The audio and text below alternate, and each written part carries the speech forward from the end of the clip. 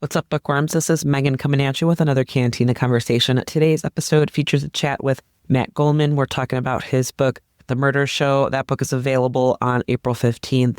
Really enjoyed this conversation with Matt. I loved getting to know how his experiences in TV writing and TV production helped prepare him for his life as a writer. Without further ado, here is Matt Goldman. So today we've got Matt Goldman. We are talking about The Murder Show. That book comes out on April 15th. Matt, thanks so much for joining me today. I finished this book a couple days ago, fresh in my brain. I enjoyed lots of things about it. Like, I enjoyed getting to know the characters. That's the first thing that comes to mind. Yeah. So I'm excited to dig a little bit deeper today. Good. Yeah. Good. Absolutely. To get started, can you share, and we'll try to be spoiler-free throughout the conversation as possible. So can you share a summary of the book so people can follow along with the conversation? The book it's about a guy named Ethan Harris, who's a television writer, which is something I know a bit about because I did it for a long time before I started writing novels. He's a creator and showrunner of a show called The Murder Show. It's doing a little worse every year. He wants to bring it back for a fourth season, but he can't get the network to approve a storyline. And so he gets back to work and the Writers Guild strike happens. So he goes to Minnesota where he grew up to try to think there. It's where he does his best thinking at his childhood home. And while there, he runs into an old high school friend named Ro, and she's now a police officer with Minneapolis. And the summer after they graduated high school, a friend of theirs was killed in a hit and run. And the person who did it never came forward, was never caught. No one knows if it was on purpose or an accident. And now, 22 years later, Ro has reason to believe that it was definitely on purpose. And there's a connection. And this is not in the city of Minneapolis. This happens up by where the cabins are. She asks Ethan to help her investigate with the pitch to him, you can use this for your show. And so the two of them investigate, they reconnect with other old high school friends, and their friendship, which really they went their separate ways after that summer, is rekindled again. Yeah, absolutely. There are so many layers and things. It was fun for me as a reader to put two and two together because I was like, wait a second. It was definitely fun. So to go into your background a little bit, because you have a handful of published titles out, right? Did you approach this book, this title, the same way? Was there anything different that you learned, or how would you compare it to like your previous titles as you're growing and releasing more titles as a published author? The first four were a private detective series, and the last four are standalones. I learn a little bit more with each book. And to me, I look back and say, oh, I made this mistake or I made that mistake. And I try not to make them moving forward. I feel like I'm slowly narrowing in and trying to get to what I really understand. But I've always been a characters first person. I always think that's the most important thing. And I explore different areas that I hope are universal.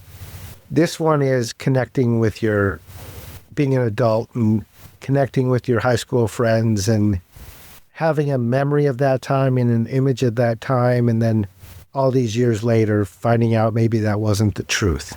Mm-hmm. And so just new realizations about your own past. Yeah, I know, because this year would be 20 years since I graduated high school. And I was like, it's funny to see it like in another character, because a lot of stories, I feel like there's a wide age range of characters and a lot of different stories. But yeah, when a very few, I feel like approaching 40. So yeah, I kind of like to read it in like that perspective and being able to relate to Ethan and everyone else. I was just, oh, dang. And like thinking about, what I might have thought back then. What right. does it? Yeah, it's because it's crazy how quickly the time flies. And before you Isn't it? know it. Yeah. And then Yeah. before you know it, you're like, even what if my memory is compromised? Like, Yes. absolutely. It was, yeah.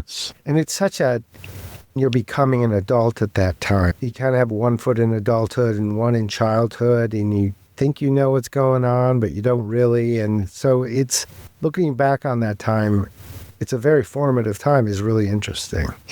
Yeah.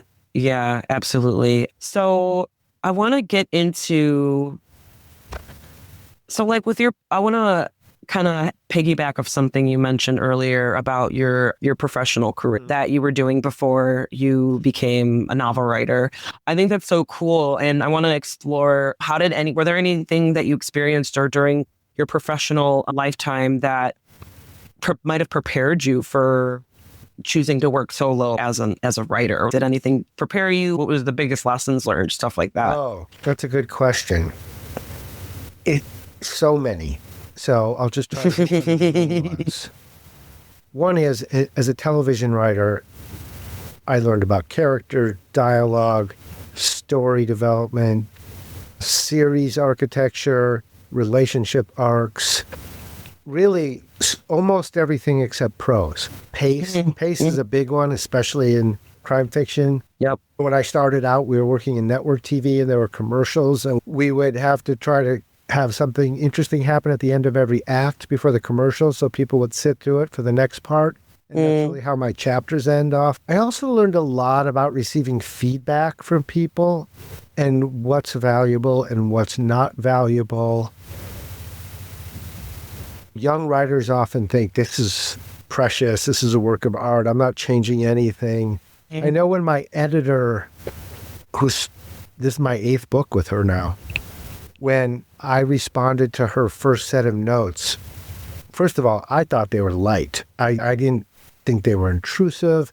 I thought they were helpful.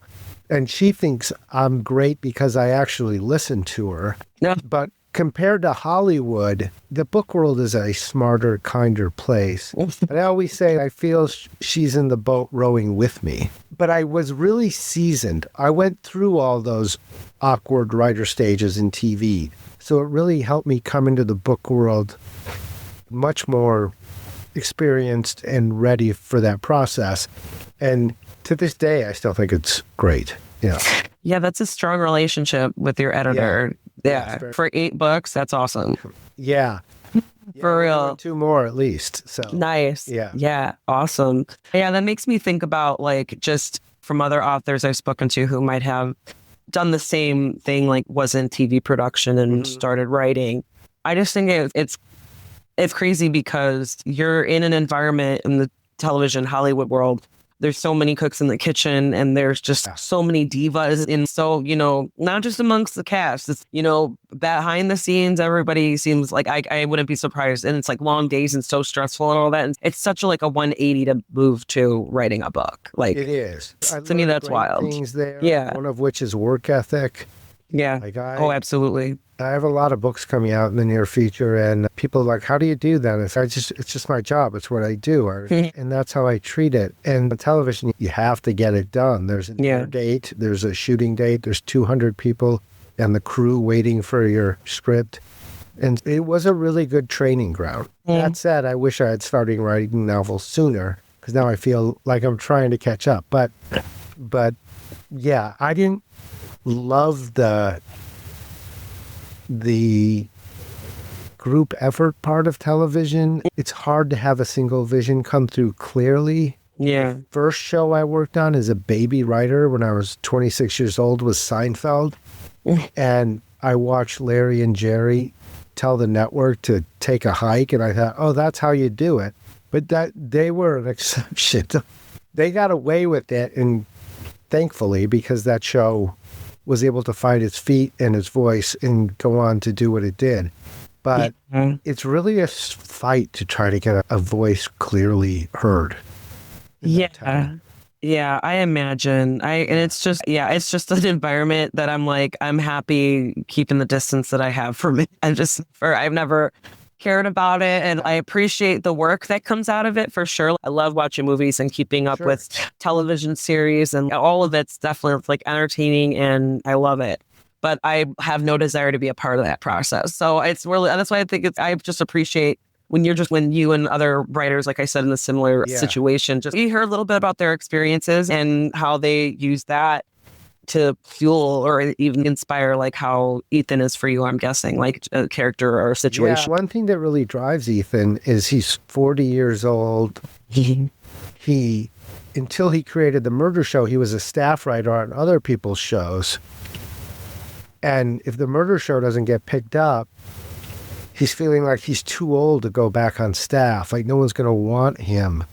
And there's that constant undercurrent of that feeling. At least there was for me. And I had a long, successful career. I either felt I was working to death, like I had to go buy new underwear because I didn't have time to wash it, or I was desperate to find my next job. There was very little happy medium. Once in a while it happened, but not very often. That's rough. Yeah, it's rough. It was brutal. And we'd have a rehearsal in the afternoon and we'd rewrite after the rehearsal. And I had young kids and I'm like, come on, let's do this. I want to get home so I can help put them to bed. And somebody didn't want to go home. Like the showrunner of that show had a fight with their spouse that morning and they're in no rush to get home. Oh, no. And so there was a lot of that and it drove me crazy. Understandably. I don't want to paint it all bleak. I worked Sure. with really wonderful, smart, funny, interesting people. But then those other things come up. Yeah, I can only imagine. Let me see here. There's potentially trigger warning themes going on. The book goes there, which I appreciate. But I imagine that your Google questionable. I want to explore. All of us writers are. Yeah. Yes. Yeah. I said that. I say that to almost every single. I'm like, okay, let's get into it. But so I guess want to explore your research process, things like that, and how you maybe a double question of how you navigate those and themes, like how it was for you to do that. I mean, like talking for this book and the murder show, because I'm sure you've been doing it with your other works too. Yeah. I tend to not get into really dark stuff, like kids getting killed and things like that. But I feel, at least on the research side, I want to get it right, but not put a whole lot of it in there. What I do put in, that I want to be right. But I'm afraid when you do research, you learn a lot more than you the real temptation to put it all in there because you did the research can really slow down the story, bore a reader. So I try to not do that. And I talk to police officers and people like that to find out what the reality of that stuff is. That's how I approach it. I think that's like a healthy and good way to just not only be authentic, but also just respect the topic. Not just by not bordering on exploitation, like to be for the sake of being grotesque. It's you're just having a balanced but authentic approach. It totally makes sense. Show other characters have a big emotional reaction to that kind of stuff. It's not treated lightly. Absolutely. That makes me think, because I'm just curious, why did you ever consider writing this in first person POV? Is that a thing? Do you usually choose third person in your writing style? The first 4 books were first person. The 5th book, the first standalone, was first person. My 6th book was a really close third from the point of view of a woman. I've gotten a lot of nice comments on how I wrote her because we're in her head, but I didn't feel comfortable taking it to the level of first person. And then in my 7th book, Still Waters, I started to have multiple points of view. There are 2, a brother and sister, and we're in each of their heads. So that's third person. I didn't want to do the back and forth first person, he said, she said thing. And again, in this book, I kept it third person because I want to be with Ethan and be with Ro and to go off with them. One thing I thought when I wrote my first book is I'm going to write first person. I only have to keep track of one. But I found out that's not really true. You do have to know what all the other characters are thinking and doing, even when they're not in that. Yes. On that page. Because they're still doing things outside of that first person point of view. Yes. You need to know their thought process to to justify their behavior, their motivations. And I don't know which one. I do be able to, but first person, it can get claustrophobic. You're with one person. You don't get to go off, see what's happening somewhere else. You can hear about it, but you don't experience it firsthand. And so I enjoyed the third person, but I do, this, for anyone who's read my first 4 books, the Nils Shapiro private detective books, the most common email I get, the most common comment at a book event is, when is Nils coming back? When is Nils coming back? And he is in this book for 3 chapters, and it does set up his return. So I've written that book, which is back in first person, which is fun. Yeah.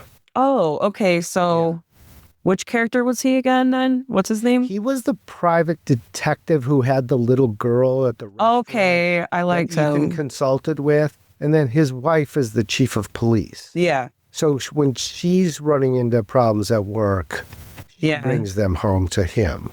Yeah. And then he's the character that took up most of your first 4? Oh, yeah. He's the voice. Oh, my God. That's so fun. Because I haven't read your previous work. So that's so cool. It's like in the same universe. It's the first time I've done that. That is so cool. And I wrote that book not knowing what was going to happen with it. And it is getting published. It'll be out in December. Nice. Yeah. Okay. Oh, that's fun. Yeah. Oh, I'll have to add those to they're going to be on my reading list, but I'll have to decide if I want to do audiobook or read it. The narrator of those Nils Shapiro's books, starting with Gone to Dust, is excellent. Oh, perfect. He's okay. Really good. That makes or breaks it, man. It really does. Yeah. And I listen to a lot of audiobooks because I'm looking at words all day. I can do it in the car. I can do it while walking the dogs. Yeah. Oh, like menial tasks. It depends though, because if my children or my husband are around and I'm trying to listen to my audiobook while doing chores, no, because if I have my hair down, like he can't see that I have my little buds in. Yeah. So he gets annoyed because he's trying to talk to me and communicate, and I have no idea. Like questions later, he's like, honey, like what? Or like, no, of course, with the kids around, forget it, because for me, if they just see me like sitting there or whatever, even if I'm like, I do the dishwasher, they'll approach me like, I'm available all the time, apparently. Or a distant room. Yeah, no, it's hard. It's hard doing it in a room full of family, I'm sure. Yeah, no. Yeah. Your children are grown, right? Or you have more than one? Yeah. So you're good. I'm good. Yeah. But I remember those times very well. Oh, I bet. Them. Even though when you're in them, you're going like, I can't wait for these guys to grow up. But yeah. No, I'm okay with it. I think, because there's 2 boys. They're 4 and 7. And so like a second grade and preschool. And so it's just a lot of it is just, they're just too rough. And I sound like a broken record player with telling them to stop, keep their hands to themselves, stop. You don't need to hit. Like just have so much energy. Boys. Yeah. So is my husband. Yeah. She had done her job if there was no blood on the floor at the end of the day. Yeah. That's the bar I will stick to then, even if I only have the 2. Just like the amount of times I've said, "What is wrong with you?" like to their face, and they're just like, "I don't know, like what." I don't know. It's hard. It's hard to try to I feel like there's just like the pressure. Obviously, you know about it. Just trying to do a good job and trying to explain things to them and handle them like a team. But after a certain point, I'm just like, I'm like, we're all into Bluey right now, so I'm like chilly, like their mom. I'm like, I just need 10 minutes where nobody talks to me. Yeah. Just give me a hot second, please. Leave me alone. I get it. Yeah, that's so funny. So a lot of this story is like Ethan and Ro never, without being spoiler free, it explores like a what if relationship, almost like a relationship. Are they going to get there happily ever after? Right. Is there a second chance of opportunity here? But I think you mentioned earlier, you like building up on the characters first, right? I kind of explore, how it's basically almost like a real characterization of a relationship. Yeah. I mean, their backstory is their chance for romance came after they graduated high school, because Ro had a boyfriend a couple years older. And then when that relationship ended, it looked like they were going to have a summer of romance before they went off to college. but their friend Ricky got killed, and they both feel somewhat responsible, and it really just squashed that. So it was like building up since ninth grade. This is all backstory, and it was going to happen, and then it didn't, and so it tainted their relationship in a big way. And so now when they come back together, there is that possibility again, and they've grown and they've matured. They're both available. And actually, when Roe asked for Ethan's help, saying, you can use this for your show, isn't it a good idea? Ethan, yeahs. Or like when anybody gives you an idea for, you should write this book, you're like, yeah. But he is interested in her personally. And that is his motivation for starting to help her. It changes as the deeper they get into it. But there is certainly a spark there. And they have at the end, they have a very grown-up conversation about it, I think, about themselves as people and what they've been through and what could happen in the future. Yeah. Yeah. Yeah. It was interesting for sure, because I think I'm a sucker for character growth, but it was interesting to see that approach where it's two people. It was like almost like coming of age. It was just like that really does change it, but it's shared trauma, like shared guilt. Absolutely. Like what would that do to you and to your psyche? And that's the person who like you have that bond, and none of that is ever going to go away, because it's like that's for life. Yeah. But also that's the reason why they just had that guilt. They just had that guilt, pursue anything. I think that's so interesting. Yucky thing that happened, and it's forever linked to their friendship. Yeah, which I thought was such a it kind of changes, or it influences his motivations to follow along with whatever she has in mind. Because there was a time where there was like a good portion of it where I was like, what is she hiding with her? And unless it's Murder on the Orient Express, not everybody did it. That's part of mystery and suspense. Yeah. Yeah, absolutely. I was like, spoiler alert, because for whoever didn't see that, Express was joking. Some of those are I recently watched, what was it? It was with Daniel Craig, but it was another one of those collective like personality something nice. Onion or something. Yeah, without like nice, but it was like a spin-off of that. Glass Onion was the spin-off. Yeah. The one before Knives Out.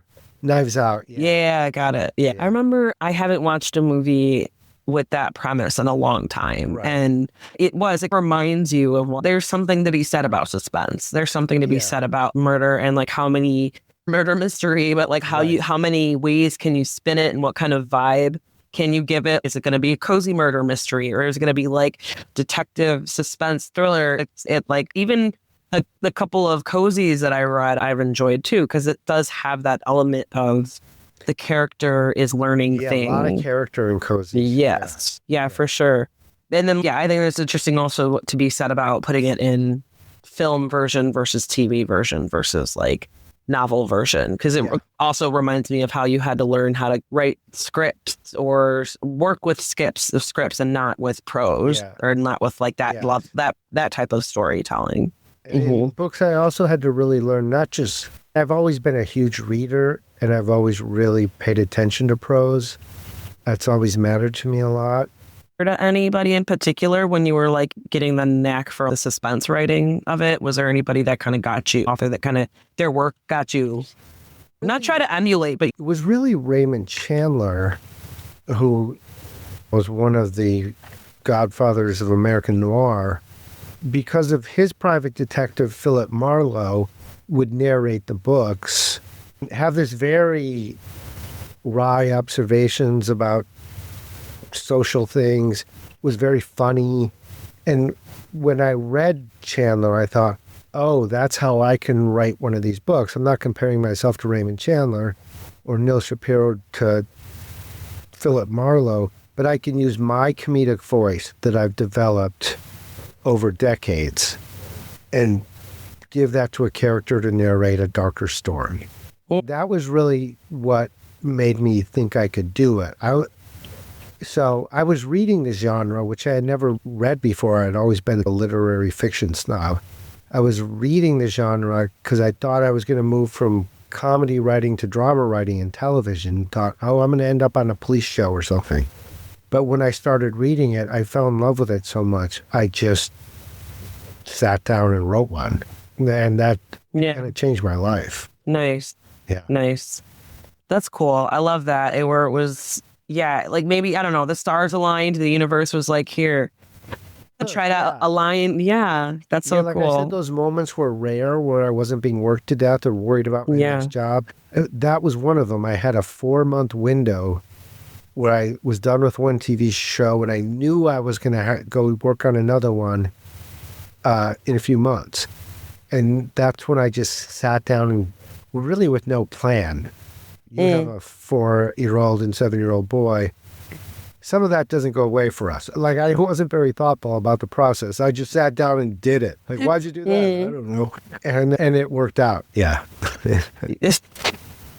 Yeah, I would say just appreciate it for what it is. Just thank whatever spirits or greatly beings or just whatever you want to channel in the day. I'm quite introverted. I say I'm an introvert with social skills.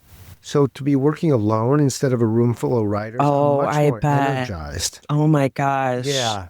Did you always know this or you just discovered it when you... I knew it. I didn't know it when I started as a television writer in my 20s. And as wonderful as almost all of those writers are, so smart, so funny, interesting, it was exhausting being in a room with them 60 or 70 hours a week. Oh, I bet. I'm an introvert too, but it's introvert. It's not necessarily how social you are. It's like how you recharge.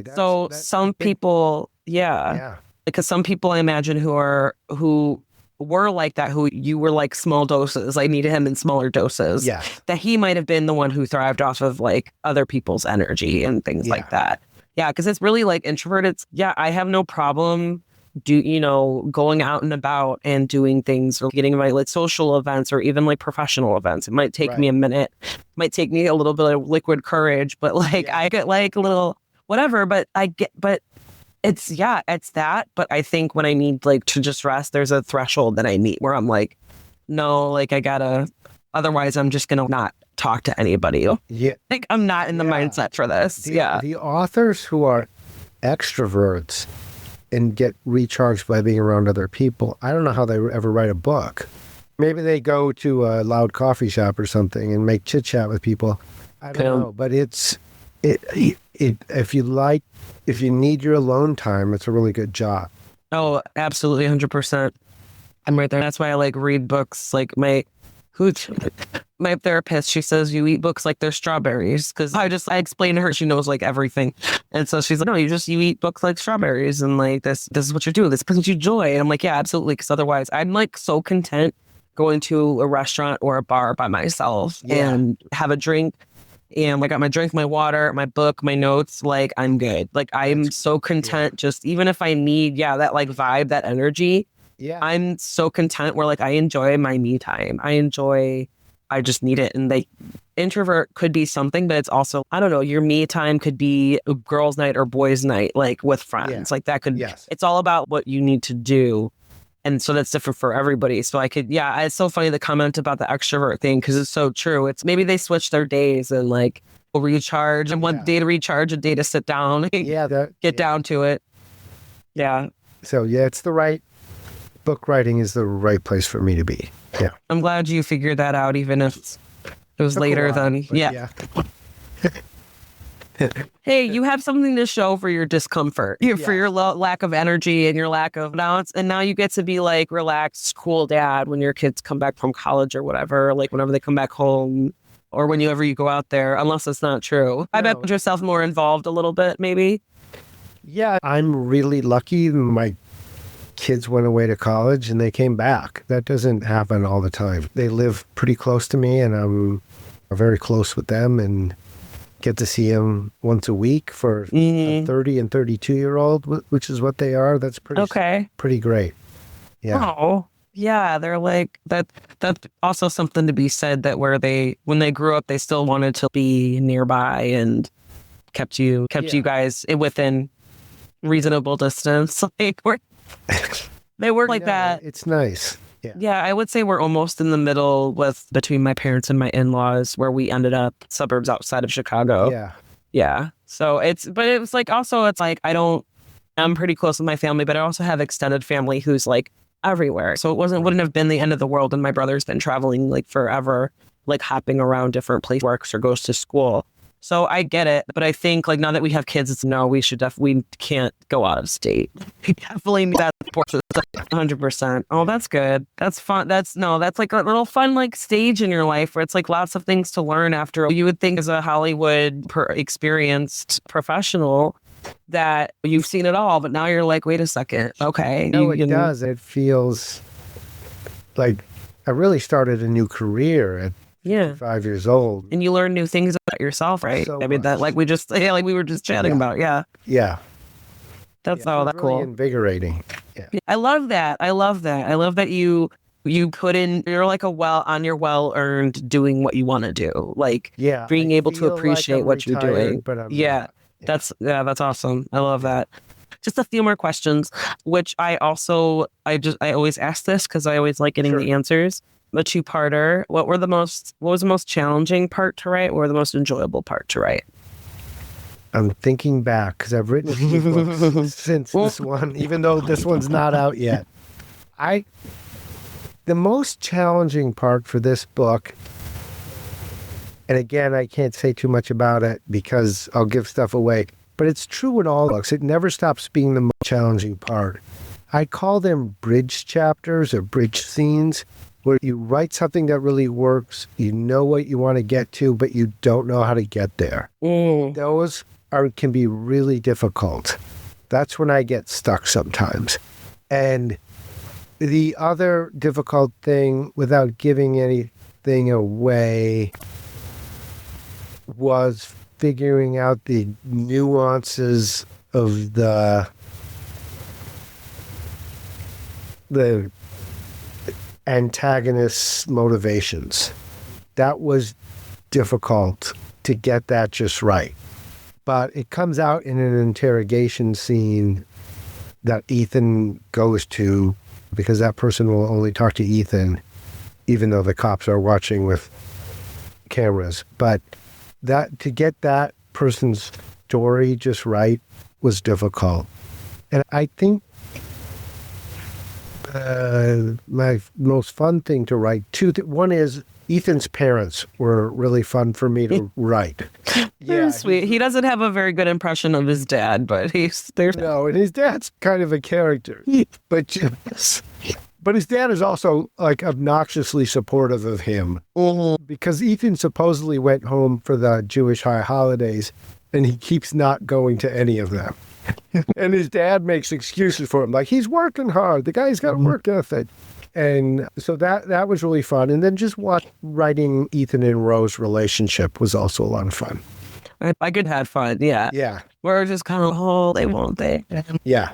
I know. I like even problematic characters because they just make things so much more interesting. But I definitely appreciate, that's why I like partially why I appreciate it. Because we're in the Ethan's chapters, we're getting the impression that,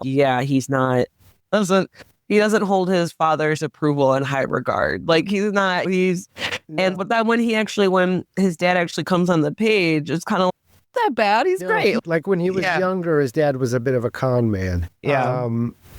And now he's settled in and doing okay. So it's like just took him a while to become more likable or tolerable. Yes. Because I liked every scene that him and they're both his parents were in. They were great. Yeah. They were fun. Thank you. Yeah, no, for sure. I'm going to throw this at you as well. Another two-parter. What advice do you have for Ethan? What advice do you have for Ro? Oh, that's interesting. At the beginning of the book or the end of the book? Whichever is less spoilery. It's funny when I ask this, authors have the same question, and I'm like, because if they listen to you at the beginning, no book. That's very true. So maybe just going forward with trying to be spoil free. Well, for both of them, I would say stop trying so hard and just let life come to you a little bit, because they're both bad at that. Certainly for Ethan, I feel quite qualified to give him advice because I was in his shoes when I was his age. And that is, don't think your television career is the center of the world and that Hollywood is the center of the world. It's a much bigger place out there with a lot of wonderful people that have a lot to offer. And you're not limited to that little narrow world you live in. Yeah. And I think for Ro, there's a lot she needs to let go of. Her dad wasn't great. Her mom wasn't great. She feels guilt about things that really aren't her fault that happened in the past. And I think she needs to give herself a hug, basically. Yeah. Yeah, just like, that's solid advice. I could see that because that's what I felt a little bit too, where she definitely has that mindset that is befitting of a law enforcement officer, where fact seeking, trying to, what's that word? Extremely intuitive instincts.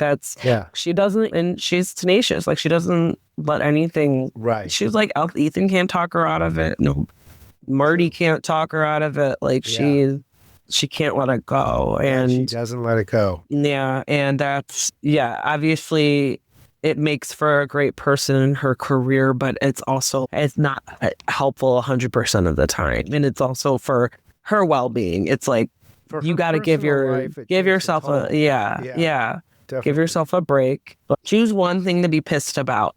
One thing. Don't be pissed about the 4 other things that you're still pissed about. That is a very astute observation. I just kind of, she wasn't completely trustful, but I would think I would still like, she's not like malicious. She's not like. No, that's the thing. Ethan and Ro have this personal relationship, but since they've reconnected, they're mostly just doing their jobs, and it does feel like a personal affront, but they're just doing their jobs. So they need to become aware of that. Mm-hmm. Yeah. Like switching in and out of it. Right? Like. Yeah, and having a little bit complicated motivations. But it's not like they're in high school where they have nothing to do other than go to school and hang out and work at Dairy Queen. Yeah, I know. I'm like, gosh, I don't even. I don't know. I think I was like doing typical teenage things. Yeah. I'm like, what was I doing 20 years ago? Like, there's things that stand out that it's probably just me not behaving myself, those are the core traits of me just doing things I shouldn't be doing. But I was just like, that's what you look back and you're like, I was like, and also as I look forward to like being a mom myself of two boys, I'm like, I don't even want to, I'm not ready there. I'm taking one day at a time. Yeah. Because if I know that I was up to in high school sometimes, and I know that they could probably have a similar experience. Just hope you just have to be realistic about it. Walking into the adult world, figuring out where your boundaries are and what's okay and what's not. Yeah. Exactly. No, 100%. I love that you put it more eloquently than just like being a delinquent. Like. I appreciate it. I'm gonna use that in the future. No, it's like it's part of the process. Yeah. You mentioned this before. You're preparing for some other projects you're gonna be pushing out into the world. What can you tell us about those that won't get you in trouble? A new Nils book called Dark Humor will be published in December. I'm really excited about that. My next Macmillan book is called Liar's Creek. It has a really great cover. It'll be out April of 2026. Next fall of 2026, I have 2 books coming out. Next year, 3 are coming out. Nice. So one is another Nils book, what will be the 6th Nils Shapiro book. And the other is a historical novel that I wrote in 2019-ish. My publisher made an offer. I turned it down, not because of the money, but there's some crime in it, but not a lot. And I thought, I don't know if that's the right place for this book. Okay. And my agent said, don't worry, we'll find another publisher. And then the pandemic happened. And so things really slowed down. And then it took a while to find a home for it, but we did. And it's coming out in the fall. Nice. Of 2026. It's going to be a year for you of promoting and all that. Yes. But I was like, no, that's fun. That's awesome. How prolific. I don't know how you guys do it. Here's the main key. Don't be good at anything else. And it helps. And have grown children. That's hilarious. Yeah. I love that. I'm gonna keep that. I'm gonna store that for later. 100%. Okay, where can we find you online and on social media? I'm on Facebook and Instagram mostly.